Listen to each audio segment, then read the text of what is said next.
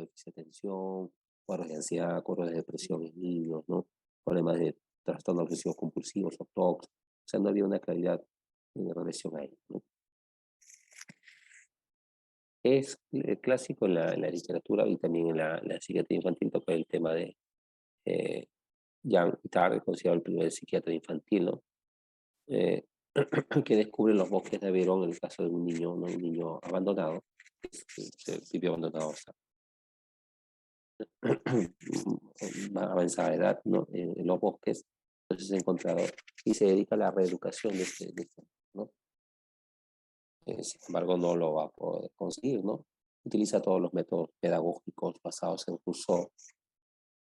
El niño fue evaluado por Esquirol y Pinel, los psiquiatras eminentes de la época, diagnosticado de idiocia curable, ¿no? Luego de lo cual ingresa en un centro de educación para sordomudos. El salvaje de Aveyron es el primer documento histórico semiológico en psiquiatría infantil documentado. No es un texto que se publicó bien conocido, ¿no? Santexantis escribe en 1905 La demencia precocísima, ya avanzada los años. En 1905 La demencia precocísima, en el cual se referencia a una comparación con la demencia precoz del adulto, no la esquizofrenia, ¿no? Conocida después como esquizofrenia. Esta descripción clínica es parte de los orígenes del conocimiento de la existencia de psicosis en la infancia. Posiblemente Heller, en el 1908, describe la demencia infantil, ¿no? La cual conocemos actualmente como secuela de procesos encefálicos y genéticos. Entonces ya se van haciendo avances y estudios que, por ejemplo, un niño que quizás tenía un buen desarrollo inicial y como producto de una infección, una encefalitis, ¿no? O problemas genéticos que se van a expresar posteriormente, empieza a ser tiene un deterioro cognitivo, ¿no? Pero no es producto, pues en este caso es producto pues, de una secuela de procesos infecciosos, no encefálicos. En la década de 40, ya Leon Kanner, psiquiatra infantil estadounidense, publica por primera vez en el año 42 su famoso caso de autismo infantil, ¿no? Síndrome que él postulaba de origen neurológico y familiar con particulares clínicas llamativas como el aislamiento, la ausencia de ansiedad, separación, la repetición y ausencia de respuestas afectivas y una serie de características que después vamos a describir, ¿no? Leo Kanner en el 1942. Y esos son todos los trastornos más o menos que en el CIE-10 se identifican relacionados al área infantil, ¿no? El área de niños. Ahí están los trastornos específicos del lenguaje, de la escritura, trastornos generalizados del desarrollo. Vamos a tocar algo de ellos: autismo, síndrome de Rett y otros, Asperger. Y los trastornos emocionales y de comportamiento que aparecen en la infancia y en la adolescencia, como trastornos de déficit de hiperactividad y otros más, ¿no? Los trastornos emocionales y de comportamiento inician normalmente en la niñez y la adolescencia, otros como en enuresis, en copresis, ¿no?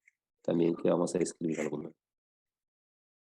Bueno, vamos a empezar un poco tocando algunos puntos acerca, o sea, algunos trastornos infantiles o trastornos mentales que se presentan en la infancia, ¿no?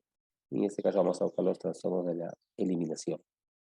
La secuencia normal de desarrollo del control del intestino y la vejiga es, ¿no? Primero se va a completar el control y el desarrollo de la continencia fecal nocturna, posteriormente el desarrollo de la continencia fecal diurna, desarrollo del control diurno de la vejiga y desarrollo del control nocturno de la vejiga, ¿no? Si uno tiene niños, o sea, que tiene familiares, sobrinos, ¿no? Van viendo que van desarrollándose de esa manera, ¿no? Van madurando. Cualquier retraso en la maduración del mismo, o sea, por ejemplo, el control fecal o tal, la vejiga puede estar relacionado con un trastorno amplio de los aspectos cognitivos y del neurodesarrollo del niño. Con retraso mental, los niños con retraso mental tienen una eh, demora en el proceso de maduración del mismo, o de control de sus ínteres, por ejemplo. Y también se va a relacionar con alteración o digamos, problemas en el desarrollo del lenguaje, en el caminar, ¿no? La locomoción, ¿no? Y otras cosas, ¿no? Para haciendo una unidad, ¿no? Pero a veces solamente se restringen algunas áreas, ¿no? De desarrollo. Vamos a tocar el tema de la encopresis. Dice, ¿no? Bueno, en la cultura occidental los datos que tenemos, más del 95% de los niños adquieren el control intestinal aproximadamente a los 4 años. y el 99% lo hace alrededor de los 5 años. A los 7 años, 7 o 8 años, la frecuencia es de 1.5 en chicos y 0.5 en chicas de problema de cópares, ¿no? En niños, ¿no? Dentro de los factores etiológicos podemos mencionar la escasa o inadecuada adquisición de hábitos higiénicos, que puede retrasar el logro de la continencia por parte del niño. Se relaciona también a fallas en el desarrollo neurológico y puede darse por miedo al baño, o esa puede ser por temor al baño, o precipitada por acontecimientos vitales, separación de los padres, mudanzas, nacimiento de nuevo. Y ahora como vemos, ¿no? Que dentro de alteraciones de la conducta en el niño o alteraciones en el desarrollo del niño, hay que ver si es una causa neurológica que tiene que ver con una inmadurez del sistema nervioso o tiene que ver con algunos acontecimientos estresantes o vitales que pueden suceder, ¿no? Los estresores también pueden afectar, en este caso, el normal desarrollo del mismo o de repente regresionar el desarrollo que tenía. Es común a veces encontrar a veces, en los niños que tienen problemas de enuresis o encopresis que el familiar les diga, el papá, la mamá les diga, no, sí, ya controlaba, no, ya estaba muy bien medio año, un año, y desde que ha sucedido este evento, esta situación, ha regresionado, ¿no? Ya deja de controlar. Entonces, eso puede ser, ¿no? Secundariamente, ¿no? En este caso, un estresor. El megacolon ¿no? Muchos niños con encopresis retienen las heces voluntarios secundariamente por el miedo a la defecación, dando problemas de estreñimiento, ¿no? El resultado de la dilatación rectal crónica debido a grandes y duras masas fecales, eso se puede observar en pediatría bastante, bueno, no sé, se observa en pediatría, mejor dicho, en algunas oportunidades, y estas masas duras fecales pueden ocasionar pérdida de tono de las paredes rectas y una insensibilización a la presión. Así muchos niños no se dan cuenta de la necesidad de defecar y se da la encopresis por rebosamiento, normalmente con eliminación de menos cantidad de líquido o de posiciones blandas, ¿no? Megacolon psicógeno, a diferencia, pues, un megacolon que podría ser una causa, pues, a nivel del sistema nervioso, pues, intestinal, ¿no? Que podría ser otras causas o patologías orgánicas. En este caso es el temor, el no querer ir al baño, no separarse de la familia, ¿no? Cosas así, ¿no? O de repente el estar en medio de una situación, por ejemplo, está entretenido en el juego, en alguna actividad y no quiere, su conducta obsesiva, no quiere retirarse, no quiere terminar el juego o actividad que está haciendo, entonces se va a dar esta situación. Criterios para el diagnóstico de incómodos. Evacuación repetida de las heces en lugares inadecuados, por ejemplo, vestidos en suelos, sea voluntaria o voluntaria, intencionada, o sea, involuntaria o intencionada, ¿no? Por lo menos un episodio al mes durante un mínimo de 3 meses. La edad cronológica es por lo menos 4 años, o un nivel de desarrollo equivalente. Puede ser un niño con retraso mental, pero tiene 6 años, de repente estaría aquí en cumplir ese criterio, ¿no? Porque o un nivel en desarrollo equivalente, ¿no? Así es, ¿no? El comportamiento no se debe exclusivamente a los efectos fisiológicos directos de sustancias, por ejemplo, laxantes, de una enfermedad médica o excepto otros mecanismos que impliquen estreñimiento.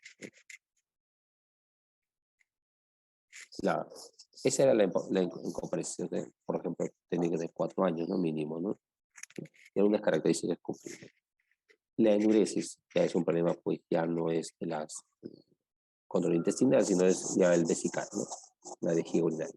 La prevalencia de la enuresis decrece con la edad. Así encontramos un 82% de pacientes enuréticos entre los 2 años, un 49% entre los 3 años, 26% entre los 4 años y un 7% entre los que tienen 5 años. Ambas. El control normal de la vejiga se adquiere gradualmente y se ve influenciado por el desarrollo neuromuscular y cognitivo, por factores socioemocionales, por hábitos higiénicos y posiblemente por factores genéticos. Las dificultades en una o más de estas áreas pueden retrasar la continencia. Aquí es importante que, por ejemplo, mencionamos que hay un de desarrollo intestinal y vesical. Por ejemplo, a partir del año y medio en promedio, ya hay un adecuado mineralización de vías urinarias, de vías nerviosas que tienen que ver con control vesical.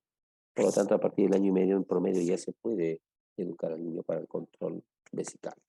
Antes de ello, es poco el porcentaje de pacientes que lo hace y no sería lo adecuado. Entonces, más o menos a partir del año y medio la educación vesical.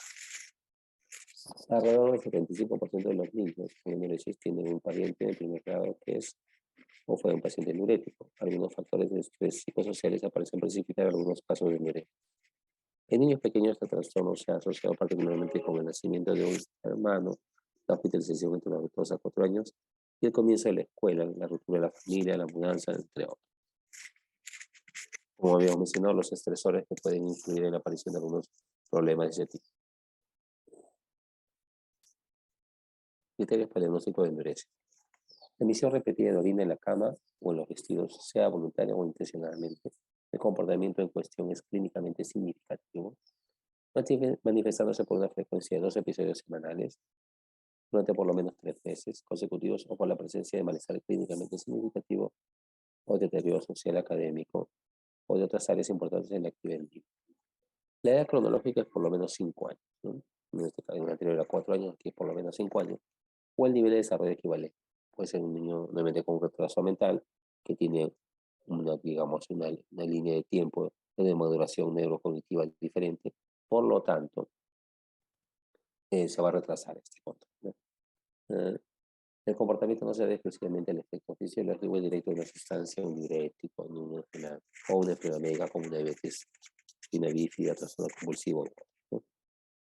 Hay que especificar si es primaria o secundaria. A veces puede ser primaria, pero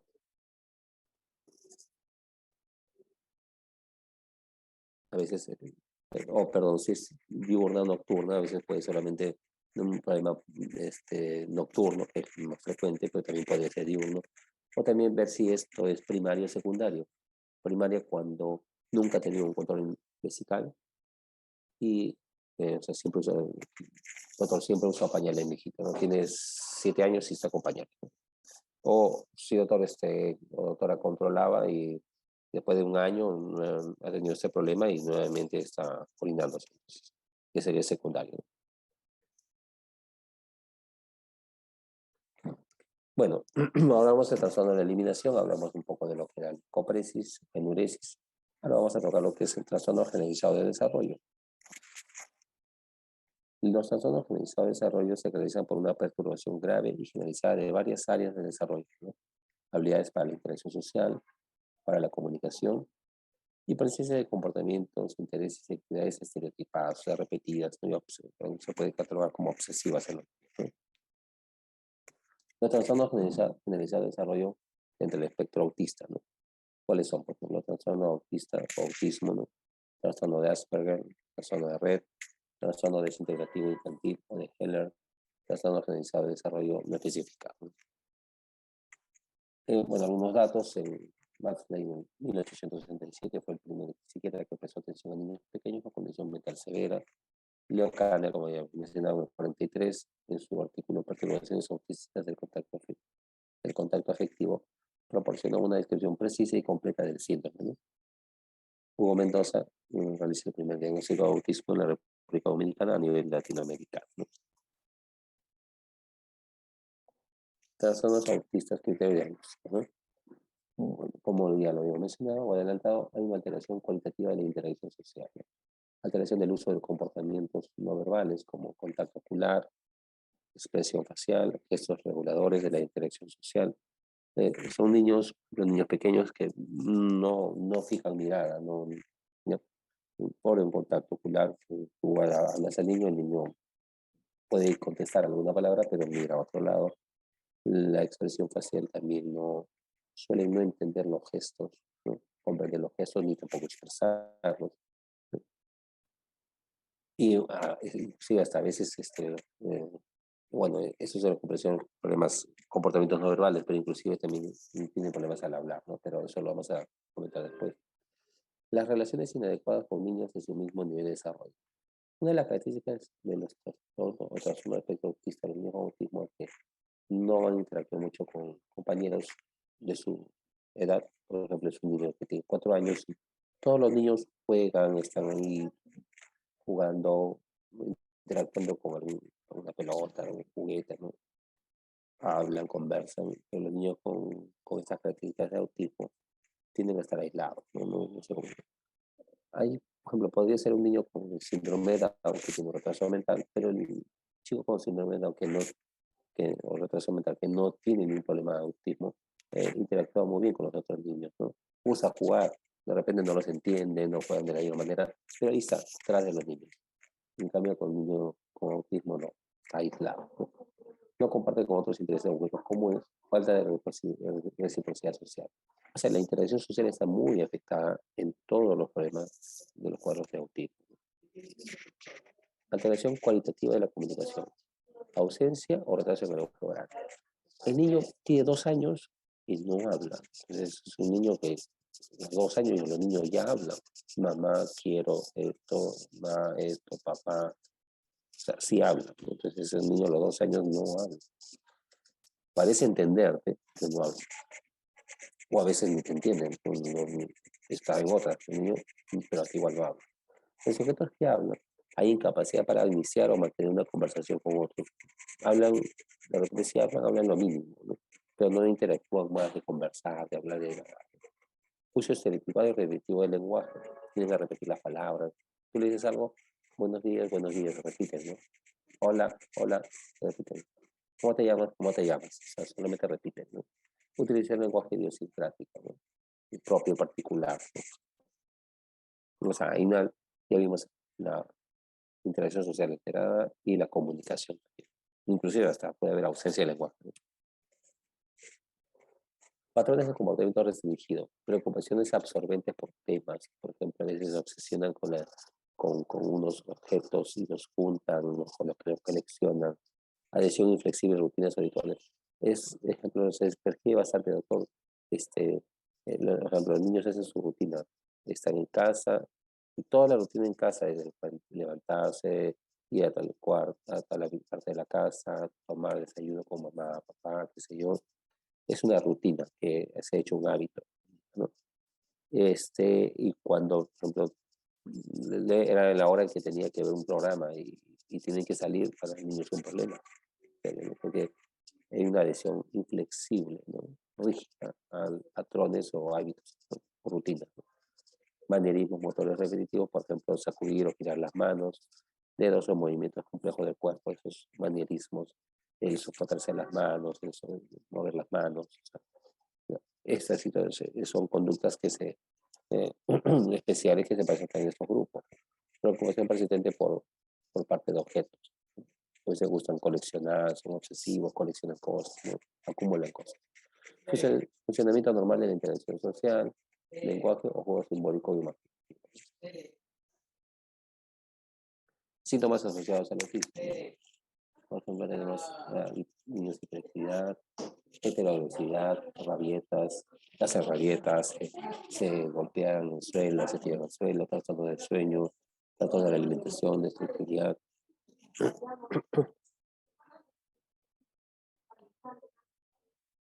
Autoagresividad, trastorno de la sensibilidad.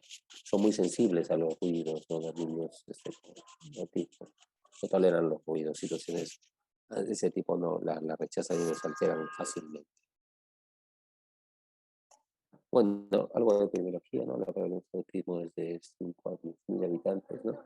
Aunque esta cifra puede aumentar desde 20 a 10.000 personas. La estimación de prevalencia aumenta de 57 a 10.000 habitantes, que incluye también los subtipos ligeros o también todo el espectro autista, ¿no? En verdad mucho se ha dicho al respecto, bueno, no sé cuál será el motivo, pero hay una llamada de alerta en relación que se está detectando, se está viendo mucho los casos de autismo en, bueno, al menos en la consulta, si lo observamos. De repente porque acuden más temprano a ser diagnosticados o eh, el hecho de notar cosas sean extrañas en el desarrollo de sus niños hace que los papás busquen ayuda o evaluaciones. O de repente en los colegios, en los centros, rápidamente son detectados y son derivados. Quizás es el motivo por el que se ha aumento en la frecuencia de los hospitales, ¿no? Bueno, en la consulta ambulatoria, es probable. Mm, mm, Mucho se habló en relación a que está aumentando esto de repente, porque se asoció a algunos factores externos, como el uso de al uso de algunas vacunas, algunos componentes de las vacunas, como derivados del mercurio, ¿no? Sí, el mercurio creo que se asociaba, pero no hubo nada comprobado al respecto. No hay nada comprobado al respecto, ¿no? Eh, Igual las prevalencias que se van dando en diferentes partes del mundo, ¿no? Eh, lo que sí está claro es que a veces el incremento de diagnóstico se debe al refinamiento del diagnóstico, aunque no se excluye un incremento real de la prevalencia, ¿no? La relación de autismo es más para varones con mujeres en la proporción. Eh, una de las formas de evaluar esto, por ejemplo, es existe un programa, cuando lleven ustedes pediatría, van a ver un programa que se llama Crecimiento y Desarrollo, que involucra la intervención del personal de salud, especialmente enfermería, en las evaluaciones que se hacen en el desarrollo del niño después de su nacimiento. Ahí es ahí donde se van detectando, se hacen evaluaciones a los 6 meses, a los 9 meses, a los 12 meses, al año y medio, ¿no? Se van haciendo evaluaciones. Entonces, se supone que esas evaluaciones son completas y ahí se puede detectar, ¿no? Si es un niño que no fija miradas, un niño que interactúa muy poco, que no responde, que no habla. Entonces, sí, se puede detectar a temprana edad, se puede detectar estos cuadros. Cuando se hace un adecuado control, que se mete el desarrollo que es por parte de enfermería y por parte de pediatría, ¿no? Hay trastornos médicos que están asociados al autismo, por ejemplo, síndrome de cromosoma X frágil, esclerosis tuberosa, que son cuadros clínicos que cursan los chicos con cuadros, ¿no? Con cuadros o conductas autistas, ¿no? Espasmos infantiles, cinuria. No es que esto cause el autismo, pero sí es un síndrome muy semejante, ¿no? A que estuviera sordo, ¿no?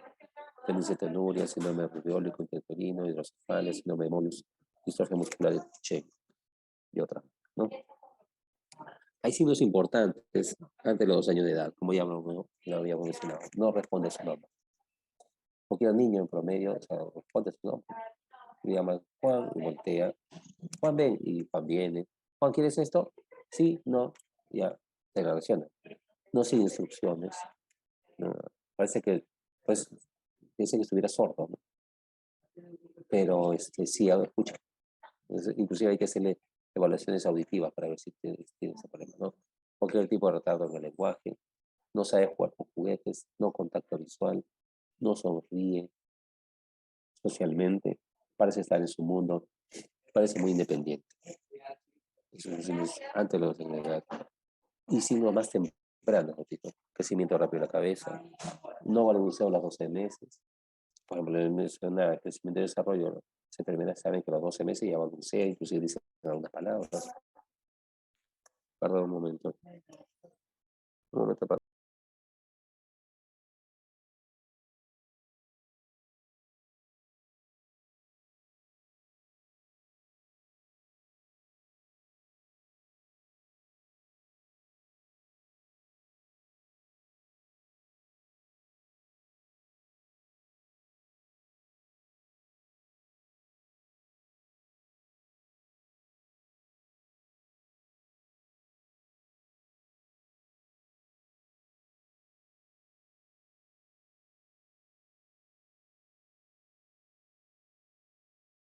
perdón, mencionaba, sí, perdón, el crecimiento rápido de la cabeza, no balbuceo a los 12 meses, no gesticulaciones o señales a los 12 meses. A veces cuando hacemos la entrevista a los papás, niños con autismo, le preguntamos a la mamá y la mamá, si es que cuando da de lactar, la mamá cuando da de lactar hay una interacción con el bebé, entonces le sonríe, el niño sonríe, la mira, y parece que no hubiera eso, ¿no? En esos chicos, ¿no?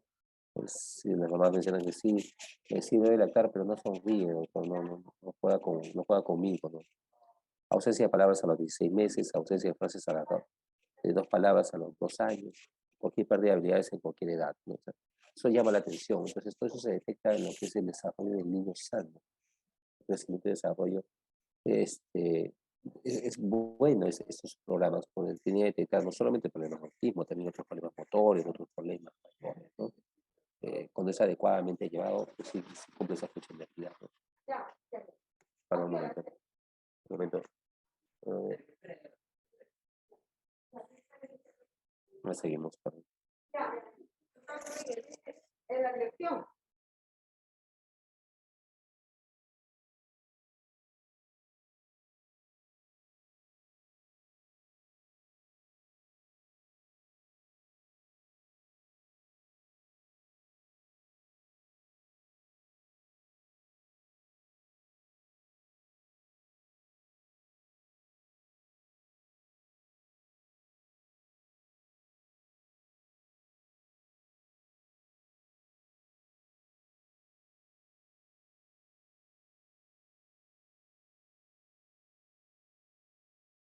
perdón, sí. Entonces, hace poco llegó a la consulta una señora que traía a su hijito justamente por sospecha de autismo. Sí tenía cierto autismo, sí, conversando con la señora. Y, y justamente, bueno, la señora tenía, su embarazo fueron mellizos, ¿no?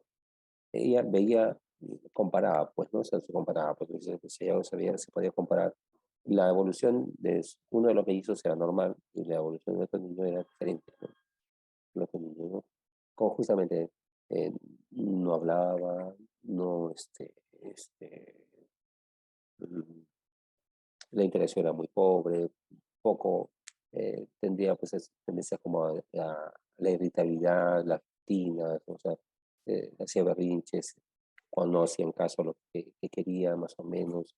Había que estar, como no hablaba, pues no, más o menos entendía qué es lo que quería, ¿no? Y si no, y si le decían en un momento, ya ahorita vamos a darte eso, el niño hacía berrinches, ¿no? Entonces la mamá notaba ciertas características diferentes a su otro hijo, ¿no? Y el otro caso que vimos esta semana en consulta fue un niño que tenía problemas en el lenguaje, no hablaba muy poco, pero era socialmente, interactuaba bien. Entonces, más su problema parecía un retraso mental, que tenía problemas, implicancias en problema en el lenguaje, ¿no? Y en el colegio también parece que no iba bien en el aprendizaje. Y tenía conductas como hacer berrinches, pero tenía mucha sociabilidad, ¿no? Era muy sociable. O sea, claro que como no hablaba y no se daba a entender o no le entendían, tendía a tener impulsividad también, ¿no? Pero más había sospecha de trastorno, pero quizás, pero por ahí yo sospechaba más, yo hacía pensar más en un cuadro de retraso mental, ¿no? Con ciertas características. Eso hay que evaluarlo bien, eso se va evaluando haciendo el desarrollo completo de la historia, ¿no? Y pidiendo algunos exámenes auxiliares. En este caso, son exámenes importantes, son los exámenes psicológicos para ver el CI, ¿no?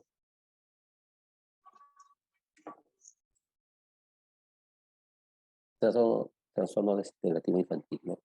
El desarrollo aparentemente normal durante los 2 primeros años. Es otro trastorno del espectro autista, ¿no? Pérdida de las habilidades previamente adquiridas antes de los 10 años de edad. Por lo menos todas las siguientes áreas: lenguaje expresivo, receptivo, habilidades sociales, control intestinal, juego, habilidades motoras. El trastorno de red debe cumplirse lo siguiente: desarrollo prenatal y perinatal aparentemente normal, o sea, otros trastornos, ¿no? Desarrollo psicomotor aparentemente normal durante los primeros 5 meses de vida, circunferencia craneal normal en el nacimiento. Después hay una desaceleración del crecimiento craneal entre los 5 y 48 meses de edad, pérdida de las habilidades manuales, movimientos manuales estropeados, pérdida de implicación social, mala coordinación de la marcha, movimientos tronco, desarrollo de lenguaje expresivo y gravemente afectado, ¿no? El trastorno de red. Y el síndrome de Asperger, ¿no? Alteración cualitativa de la interacción social, por lo menos en todas las siguientes características, ¿no? Importante alteración del uso de múltiples comportamientos no verbales como contacto ocular, expresión facial, posturas y capacidad para desarrollar las relaciones con compañeros, ausencia de comportamientos disfrutes o intereses, no mostrado otros diseños. En el síndrome de Asperger hay una disminución, sí, tiene ciertas características, como comparte como el autismo, pero el niño habla y tiene una capacidad mental normal, promedio. No hay mayor implicancia en seguir.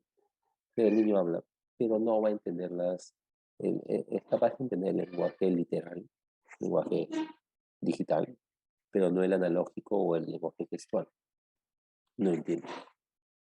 Y la interacción social también va a estar disminuida. Por eso es que va a venir problemas en el desarrollo. Tiene patrones de comportamientos, intereses y actividades restrictivos y repetitivos interpretados también. O sea, las rutinas son a veces obsesivos en sus rutinas y en sus hábitos, ¿no?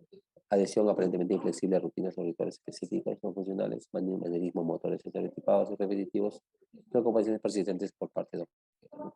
No hay retraso general en el lenguaje clínicamente significativo. No hay por lo general retraso clínicamente significativo en el desarrollo cognitivo ni en el desarrollo de actividades autónomas, ¿no? En el lenguaje también hablado tampoco tienen problemas, ¿no? Bien. Y entonces, vamos, trastorno de déficit de atención con hiperactividad, ¿no? Este es un punto importante, ¿no? La prevalencia es relativamente frecuente en grupos de edad, ¿no? Es lo que llama la atención, la déficit de atención, era lo que antiguamente el déficit de atención era, por ejemplo, son los chicos, bueno, en líneas generales podemos resumir, son en el sucede que en las escuelas mayormente, son niños distraídos, impulsivos, hiperactivos, son tres cosas que son. Hay la desatención, hiperactividad y la impulsividad. Son tres características que van a estar presentes en el aula, entonces es un niño terrible, terrible, es un niño que tiene mal rendimiento académico por líneas generales, es agresivo, impulsivo, con malas conductas en el aula, no obedece las órdenes, no las acata. Entonces es un niño pues, que es un niño problema en el aula.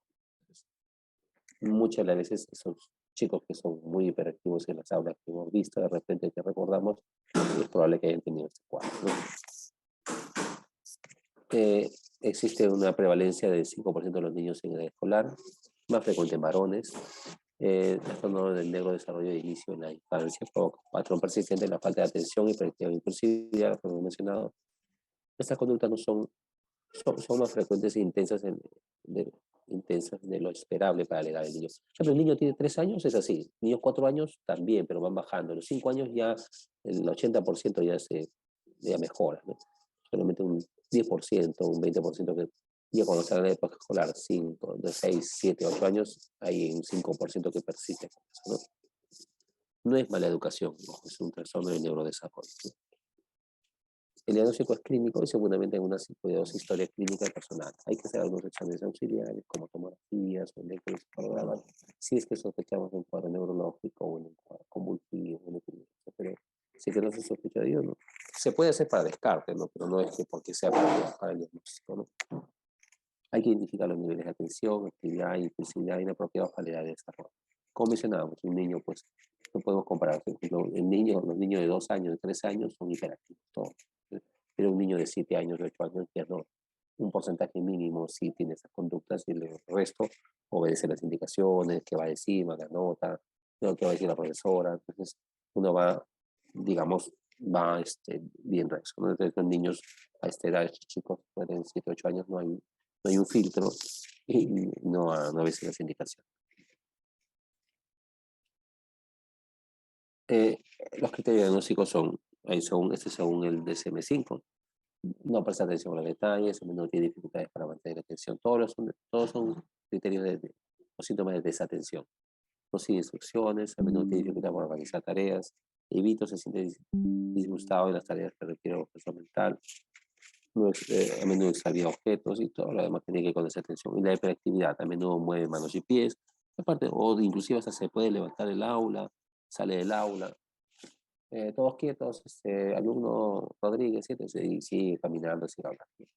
A menudo corre o salta excesivamente, a menudo tiene dificultades para dedicarse a actividades de ocio, a menudo está en movimiento, puede estar en su sentado, pero está moviendo la pierna, el brazo, las manos, juega, es su hiperactividad, ¿no? Y la impulsividad, a menudo responde precipitadamente antes de haber sido completada la pregunta, a menudo no espera su turno, a menudo interrumpe o se inmiscuye en las actividades de otros, o puede empujar, puede agredir, puede impulsividad, ¿no? Los síntomas tienen que estar expresados antes de los 7 años de edad. O sea, antes, no es que el niño tiene 7 años, 8 años y recién tiene esas conductas. No, el niño siempre ha sido así.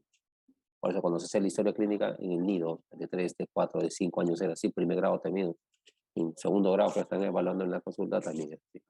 La sintomatología debe estar por lo presente en 2 o más ambientes, claro, debe estar presente en todos los ambientes donde está el niño. El niño se comporta igual en la academia, en la casa, en el colegio, en la casa de la tía, en la casa del abuelo, igual. Así de tarde. Cuando uno de vacaciones también igual. Ahora, cuando está uno en el campo, o sea, ¿cómo varía? ¿No? O sea, cuando uno está en el campo corre, entonces no vas a notar nada de interactividad cuando está en el campo libre. Corre, juega. Pero cuando está en un ambiente cerrado, sí vas a notarlo, ¿no? Ya, esto, para ser catalogado como un trastorno, va a provocar dificultades significativas en el ámbito académico, laboral, social y familiar de la persona, del niño, ¿no? Porque si no produce, hasta cierto punto no es un trastorno como tal, ¿no? Diagnósticos diferenciales, hay varios. Se puede decir que el diagnóstico es de exclusión, ya que hay que diferenciar en la variante normal. O sea, hay variantes normales de atentos que pueden ir madurando progresivamente. Y puede haber también deficiencias sensoriales, trastorno del sueño, epilepsia, maltrato, abuso, trastorno de ansiedad, entre otros, ¿no? Comorbilidades, puede haber trastorno de aprendizaje, tics, trastorno del sueño, trastorno de coordinación y percepción, rasgos autistas, trastorno por conciencia desafiante, que es un problema conductual en los niños, trastorno por ansiedad, depresión o trastorno de otras conductas, ¿no? Comorbilidades, como ven en el cuadro, ¿no? Por ejemplo, con drogodependencias, con depresión, con ansiedad, trastorno de personalidad. Ese es el futuro, cuando el niño tiene ya más edad, va creciendo, a veces se relaciona esto con consumo de drogas. Un cuadro depresivo con las situaciones que ha habido de maltrato, ¿no? Seguramente ansiedad también. Otras son de personalidad, sobre todo más relacionadas con los maltratos, ¿no? Hay un refrán, bueno, antiguamente los docentes pues tenían cierta eh, permisividad por parte de los padres para poder castigar físicamente a los niños, y eso a la larga y los padres también lo hacían, entre comillas, como mencioné, para que mejore su educación, ¿no? O para que se corrija, y no entendiendo que ese es un trastorno, ¿no? Un problema, ¿no? Es por eso que vienen los cuadros de depresión o dependencias o trastorno de personalidad, ¿no? O conductuales que van a llevar a trastorno de personalidad. Tratamiento, en este caso, o sea, con metilfenidato, que es un medicamento estimulante, y la tomoxetina, que tiene un mecanismo de acción algo semejante, ¿no? No es un psicoestimulante. La segunda línea, antidepresivos, estabilizadores de membrana, también puede usar. Terapia psicológica, terapia ocupacional son importantes, y las escuelas, los educadores capacitados en el manejo de estos trastornos, cada vez, yo creo que va mejorando los profesores, los docentes en la educación. Inclusive se recomienda que sean en lugares o escuelas donde haya menos alumnos, ¿no? Alumnado. Chicos,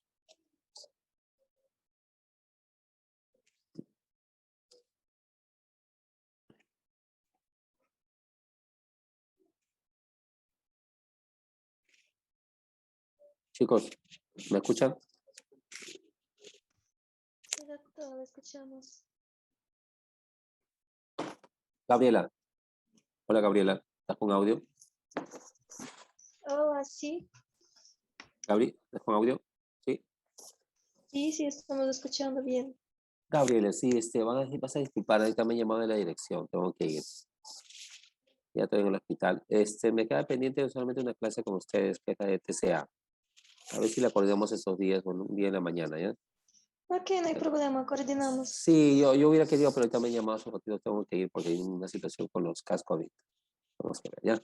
Ok, Ok, ya está bien, chicas. Doc, Ya gracias. chicas, disculpen, buen día, si nos vamos viendo. Chao, Buenos días, hasta luego. chao, chao.